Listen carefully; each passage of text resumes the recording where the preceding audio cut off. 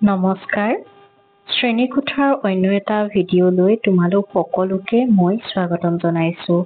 আমি আলোচনা কৰি আছিলো নৱম শ্ৰেণীৰ ঐচ্ছিক ভূগোলৰ প্ৰথমটো অধ্যায় প্ৰাকৃতিক ভূগোল, বতৰ আৰু জলবায়ুৰ প্ৰশ্ন উত্তৰসমূহ। আমি আগৰ ভিডিঅ'খিনিত প্ৰশ্ন উত্তৰসমূহ প্ৰায় সমাধান কৰিছো। আজি আমি প্ৰশ্ন উত্তৰসমূহ আলোচনা কৰিম চমু টোকাৰ পৰা। গতিকে পলম নকৰি আহাচোন আজিৰ এই ভিডিঅ'টো আমি আলোচনা কৰো। চমু টোকাৰ প্ৰথমটো চমু টোকা আছে যে আপেক্ষিক আৰ্দ্ৰতা। বায়ুৰ আৰ্দ্ৰতাৰ এক অন্যতম প্ৰকাৰ হ'ল আপেক্ষিক আৰ্দ্ৰতা।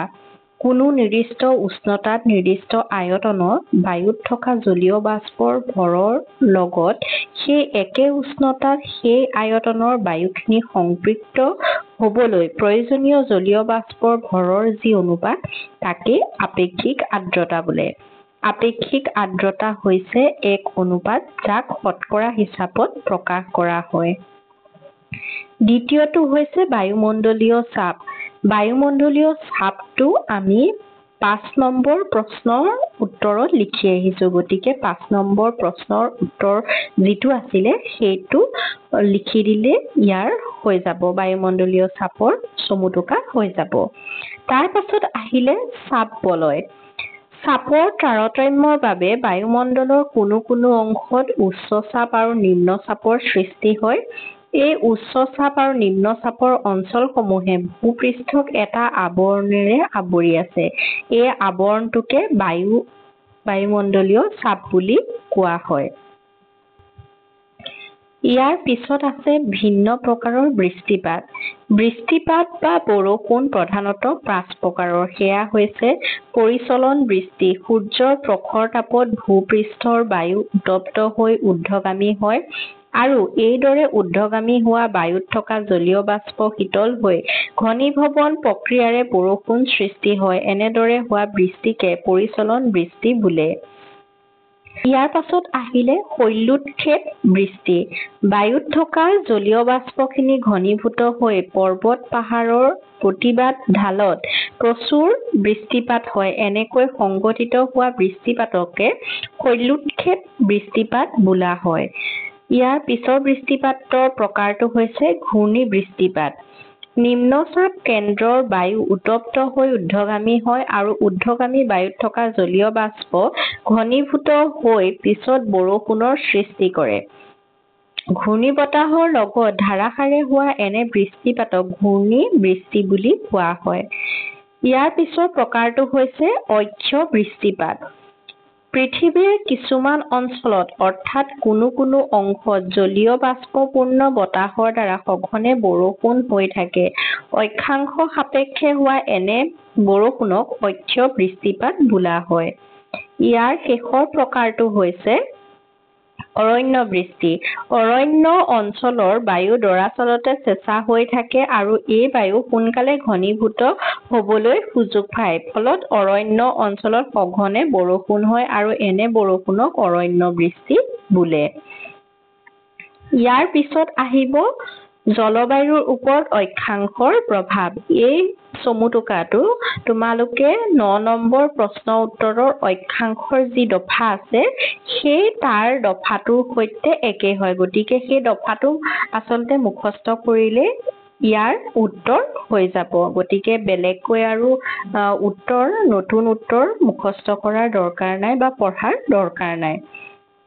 আমি তোমালোকৰ যি ভূগোলৰ প্ৰশ্ন উত্তৰসমূহ আছে আমি প্ৰশ্ন উত্তৰসমূহ চেষ্টা কৰো যাতে তোমালোকে বেলেগকৈ বিভিন্ন প্ৰশ্নৰ উত্তৰ যাতে লিখি থাকিব নালাগে। একেটা প্ৰশ্নৰ উত্তৰকে যাতে তোমালোকে ভিন্ন প্ৰশ্ন আহিলেও যাতে উত্তৰটো সেম হয় সেনেকুৱাকে আমি দিবলৈ চেষ্টা কৰো। ইয়াৰ পিছত আহিলে জলবায়ুৰ ওপৰত উদ্ভিদৰ প্ৰভাৱ। গতিকে এই প্ৰশ্নটোৰ উত্তৰো তোমালোকে ৯ নং প্ৰশ্নৰ উত্তৰৰ উদ্ভিদৰ দফা যোনটো আছে সেইটোৰ সৈতে একেই হয়। গতিকে সেইটো মুখস্থ কৰিলেই হ'ব। ইয়াৰ পাছত আহিলে মৌচুমী জলবায়ু।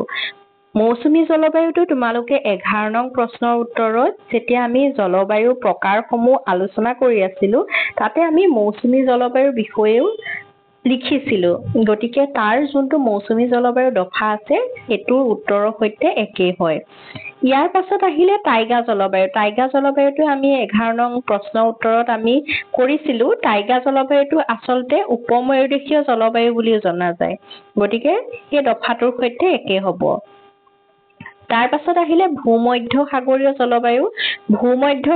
জলবায়ুটো আমি 11 নং প্ৰশ্নৰ উত্তৰতে কৰিছিলো ভূমধ্যসাগৰীয় জলবায়ু বুলি যোনটো দফা আছে সেইটোৰ সৈতে একেই হয় তাৰ পাছত সাভানা জলবায়ুটো আমি জলবায়ুৰ প্ৰকাৰতে আমি আলোচনা কৰিছিলো গতিকে 11 নং প্ৰশ্নৰ উত্তৰতে আছে সেইটো সাভানা জলবায়ুৰ যোনটো দফা আছে তাৰ উত্তৰ সৈতে একেই তাৰ পাছত আহিলে টুন্দ্ৰা জলবায়ুটো আমি 11 নং প্ৰশ্নৰ উত্তৰত কৰিছিলো গতিকে টুন্দ্ৰা জলবায়ুটো সেই 11 নং প্ৰশ্নৰ উত্তৰত যোনটো টুন্দ্ৰা জলবায়ুৰ দফা আছে সেইটোৰ সৈতে একেই হ'ব ইয়াৰ পাছত আহিলে পাৰ্বত্য জলবায়ু পৃথিৱীৰ বিভিন্ন অঞ্চলৰ উচ্চ পৰ্বত পাহাৰত আন এক প্ৰকাৰৰ জলবায়ু অনুভূত হয় এই জলবায়ুক পাৰ্বত্য জলবায়ু বুলি জনা যায় পাৰ্বত্য জলবায়ু উচ্চতা ভেদে পৃথিৱীৰ ভিন ভিন ঠাইত পৰ্বত পাহাৰত জলবায়ুৰ পৰিৱৰ্তন ঘটে উদাহৰণ স্বৰূপে হিমালয় আলপাছ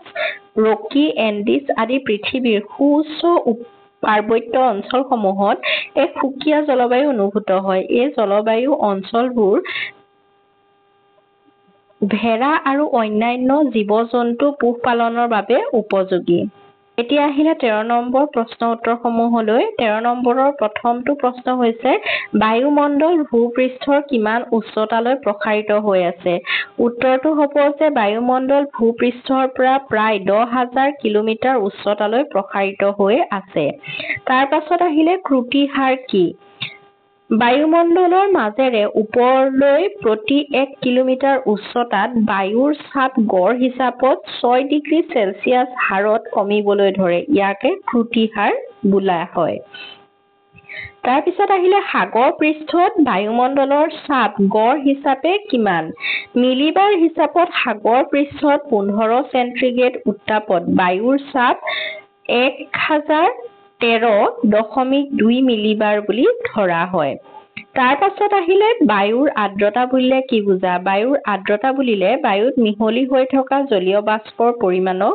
বুজায় তাৰ পিছত আহিলে সংপৃক্ত বায়ু কাক বোলে কোনো নিৰ্দিষ্ট আয়তনৰ বায়ুৱে নিৰ্দিষ্ট উত্তাপত যিমানখিনি জলীয় বাষ্প ধাৰণ কৰিব পাৰে ঠিক সেইখিনি জলীয় বাষ্পই যদি বায়ুখিনি থাকে তেন্তে সেই বায়ু সংপৃক্ত বায়ু বোলা হয় তাৰ পাছত আহিলে বিষুৱীয় জলবায়ুৰ অক্ষাংশ বিস্তৃতি বিষুৱীয় জলবায়ু 10 ডিগ্ৰী উত্তৰ অক্ষাংশৰ পৰা 10 ডিগ্ৰী দক্ষিণ অক্ষাংশৰ মাজত পোৱা যায় কেম্পাছ ঘাঁহনি অঞ্চল কোন জলবায়ুৰ অন্তৰ্গত সাভানা জলবায়ুৰ অন্তৰ্গত নাতিশীতোষ্ণ মৰু জলবায়ু অঞ্চলৰ অক্ষাংশ বিস্তৃতি উল্লেখ কৰা 30 ডিগ্ৰী উত্তৰৰ পৰা 42 ডিগ্ৰী উত্তৰ অক্ষাংশলৈ আৰু 30 ডিগ্ৰী দক্ষিণৰ পৰা 42 ডিগ্ৰী দক্ষিণ অক্ষাংশলৈ পোৱা যায় চীনদেশীয় জলবায়ু কি জলবায়ু বুলি কোৱা হয় নাতিশীতোষ্ণ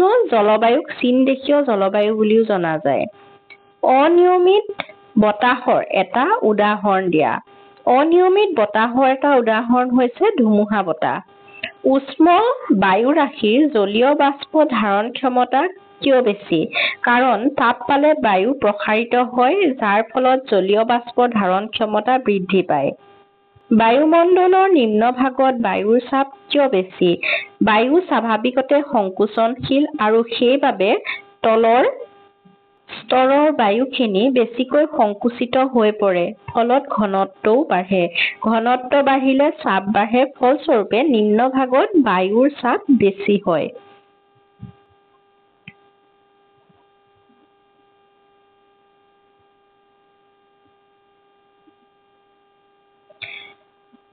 গতিকে আজিৰ ভিডিঅটো আমি ইমানতে সামৰণি মাৰিছো আজি আমি প্ৰথম পাঠটোৰ বতৰ আৰু জলবায়ু যোনটো পাঠ আছিলে সেই পাঠৰ সকলো প্ৰশ্ন উত্তৰ আমি সমাপ্ত কৰিছো সমাধান কৰি পেলাই গতিকে এই প্ৰশ্ন উত্তৰসমূহ যদি তোমালোকে ভাল পাইছা তেতিয়া হলে চেনেলটো লাইক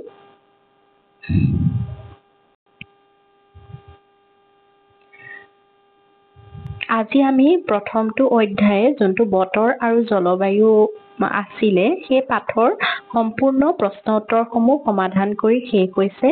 গতিকে তোমালোকে এই প্ৰশ্ন উত্তৰসমূহ যদি ভাল পাইছা তেতিয়াহ'লে লাইক, কমেণ্ট আৰু শ্বেয়াৰ কৰিবা আৰু আমাৰ চেনেল শ্ৰেণীকোঠা ছাবস্ক্ৰাইব কৰিবা।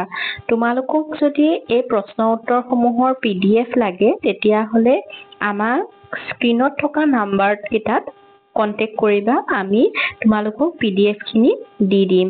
আৰু যদি তোমালোকক জেৰক্সো লাগে এই প্ৰশ্ন উত্তৰসমূহ তেতিয়াহ'লে এই কন্টেক্ট নাম্বাৰ কেইটাত কন্টেক্ট কৰিবা, আমি তোমালোকক যিমান পাৰো দিবলৈ চেষ্টা কৰিম। গতিকে আজিৰ এই ভিডিঅ'টো ইমানতে সমাপ্ত কৰিছো। ধন্যবাদ।